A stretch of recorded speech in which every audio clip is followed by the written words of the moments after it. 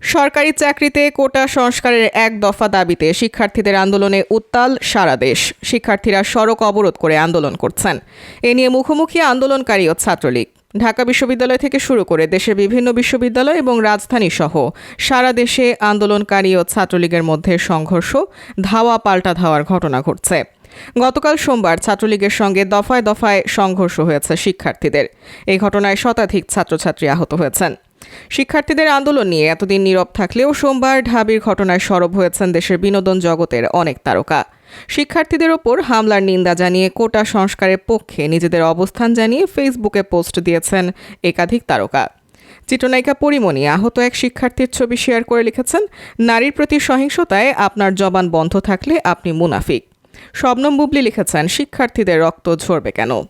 প্রধানমন্ত্রীর কাছে অনুরোধ জানিয়ে অভিনেতা নিলয় আলমগীর লিখেছেন, মাননীয় প্রধানমন্ত্রী, আজকের ছাত্রছাত্রীরা আগামী দিনের ভবিষ্যৎ।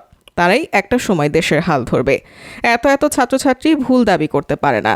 আমি একজন মুক্তিযোদ্ধার সন্তান হয়েও বলছি, দয়া করে কোটা সংস্কার করে দিন। বাংলাদেশের মুক্তিযোদ্ধা এবং তাদের পরিবারকে যে সম্মান এবং ভালোবাসা আপনি সব সময় দেখিয়েছেন, তার জন্য আমরা আপনার কাছে কৃতজ্ঞ। কিন্তু দেশের সাধারণ মানুষের কাছে মুক্তিযোদ্ধা এবং তাদের পরিবার এখন হাসির পাত্র।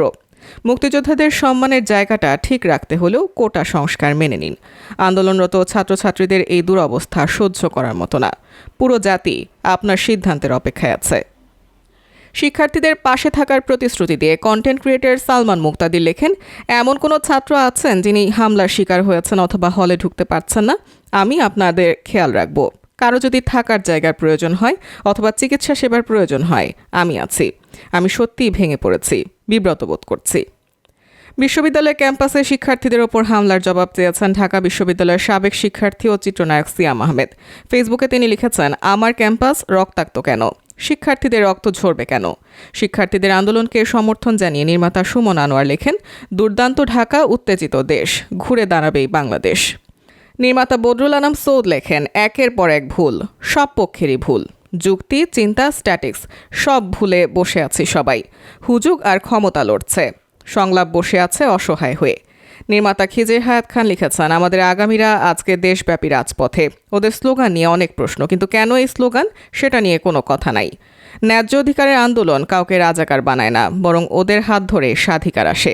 আমি ওদের পক্ষে দাঁড়ালাম। নির্মাতা রেজওয়ান শাহরিয়ার সুমিত লেখেন, এরা বুক ফুলিয়ে যতই জয় বাংলা বলে চেঁচাক, 1971-এর মহান মুক্তিযুদ্ধের সঙ্গে 2024-এর আজকের এই ছাত্রলীগের কোনো ধরনের সম্পর্ক আছে বলে আমি মনে করি না। আজ এরা চেতনাহীন, পথভ্রষ্ট, অর্থলোভী, পঙ্গপাল ছাড়া কিছুই নয়। আন্দোলনরত ছাত্রদের সঙ্গে আলোচনায় না গিয়ে এই পঙ্গপাল বাহিনী লেলিয়ে দেওয়া কোনো আদর্শের রাজনীতি আমি জানি না। তবে বঙ্গবন্ধুর রাজনীতি বা দর্শনের সঙ্গে তার কোনো মিল নেই, তা ঢের বলতে পারি। এই পঙ্গপাল পুষতে পুষতে কবে গোটা জাতি চেতনাহীন, পথভ্রষ্ট, অর্থলোভী হয়ে যায়। চিরকুট ব্যান্ডের শারমিন সুলতানা সুমি লেখেন, আমাদের বিশ্ববিদ্যালয়, আমাদের প্রজন্ম, ভবিষ্যৎ প্রজন্ম সকলে নিরাপত্তা ও সুদিন সৎ বিবেচনার সঙ্গে নিশ্চিত করার বিনীত অনুরোধ রইল। শিক্ষার্থীদের সমর্থন দিয়ে চিরকুটের ফেসবুক পেজ থেকেও পোস্ট করা হয়েছে।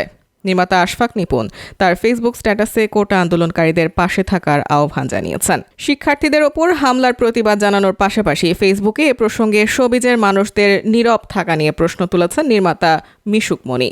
এদিকে কোটা বিরোধী আন্দোলনের বিপক্ষে অবস্থান নিয়েছেন অনেক তারকা। মিছিলে রাজাকার স্লোগান দেওয়ার নিন্দা জানিয়েছেন তারা।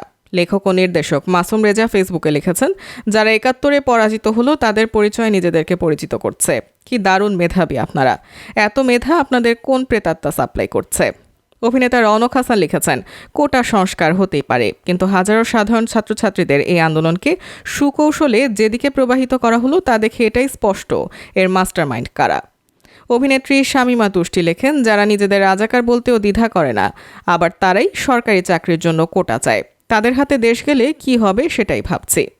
চিত্রনায়িকা মিষ্টি জান্নাত এক ফেসবুক স্ট্যাটাসে লিখেছেন, আমার নানা দাদা মুক্তিযোদ্ধা, আমার কোটা লাগে না। অনেক চাকুরি আছে, কেন শুধু সরকারি চাকুরি করতে হবে? আর কিছু কোটা থাকলে সমস্যাটা কি? এত মারামারি কেন? এছাড়া কোটা নিয়ে আন্দোলনের নামে মুক্তিযোদ্ধাদের অসম্মান করা হচ্ছে, এমন দাবি করে বিবৃতি দিয়েছে অভিনয় শিল্পী সংঘ।